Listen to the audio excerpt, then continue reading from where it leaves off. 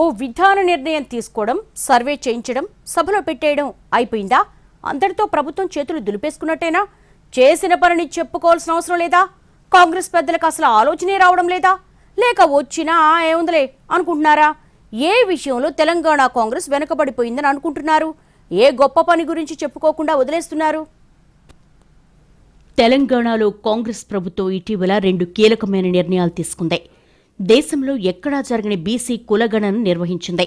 జనాభాను లెక్కించడంతో పాటు వివరాలను కూడా బయటపెట్టి అసెంబ్లీలో చర్చించింది. మామూలుగా అయితే బీసీ కులగణన విషయంలో ఇది ఓ ముందడుగే, తమ ఘనతను ప్రచారం చేసుకోదగిన అంశమే. కానీ సొంత పార్టీ నేతలే దీనిపై ప్రచారం చేసుకోవడానికి ముందుకు రావడం లేదట. ప్రభుత్వం ఒక నిర్ణయం తీసుకుందంటే సహజంగానే ప్రతిపక్షాల నుంచి విమర్శలు వస్తూ ఉంటాయి. వాటికి సమాధానం చెప్తూనే తమ పనికి ప్రజామోదం లభించేలా చేసుకోవడం అధికార పక్షానికుండే సహజ లక్షణం. కానీ తెలంగాణలో మాత్రం అధికార పార్టీ నుంచి ఈ తరహా రియాక్షన్ రావడం లేదనేది ప్రధాన వాదన. మంత్రి పొన్నం ప్రభాకర్తో పాటు పీసీసీ చీఫ్ మహేష్ గౌడ్ను పూర్తిస్థాయిలో ప్రచారానికి పెట్టడం, గత ప్రభుత్వంలో బీసీలకు జరిగిన అన్యాయాల గురించి జనంలో చర్చించడం లాంటి కార్యాచరణ చేపట్టాల్సిన కాంగ్రెస్ పార్టీ మాత్రం స్తబ్దుగా ఉంటోందన్న అభిప్రాయం వ్యక్తమవుతోందట. ప్రతిపక్షంతో పాటు బీసీ సంఘాల నుంచి వచ్చే విమర్శలకు సమాధానం ఇవ్వడం, సర్ది చెప్పడం లాంటి ప్రయత్నాలు చేశారు మంత్రి పొన్నం ప్రభాకర్. అయితే ఇలాంటి వ్యవహారాల్లో సహజంగా సంఘాల నుండి వచ్చే డిమాండ్లను ప్రభుత్వం పరిగణలోకి తీసుకోవాల్సి ఉంటుంది.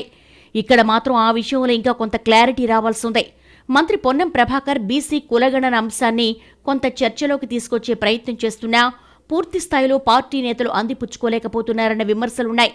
ఇప్పటి వరకు ఎవరూ చేయని ప్రయత్నం కాంగ్రెస్ ప్రభుత్వం చేసిందని, కానీ దాన్ని సమర్థంగా ప్రజల్లోకి తీసుకువెళ్లడంలో మాత్రం పార్టీ విఫలమవుతోందన్నది ప్రధానమైన విమర్శ. ఏఐసీసీ నేత కేసీ వేణుగోపాల్ కూడా ఇదే అంశంపై పదే పదే అలర్ట్ చేసినా ఉపయోగం లేకుండా పోయిందని అంటున్నారు. ఇప్పటికైనా బీసీ కులగణనపై పీసీసీ చీఫ్ మహేష్ గౌడ్తో పాటు మంత్రి పొన్నం ప్రభాకర్ పూర్తిగా దృష్టి కేంద్రీకరించి క్షేత్రస్థాయికి వెళ్లాల్సిన అవసరం ఎంతైనా ఉందన్న అభిప్రాయం వ్యక్తమవుతోంది.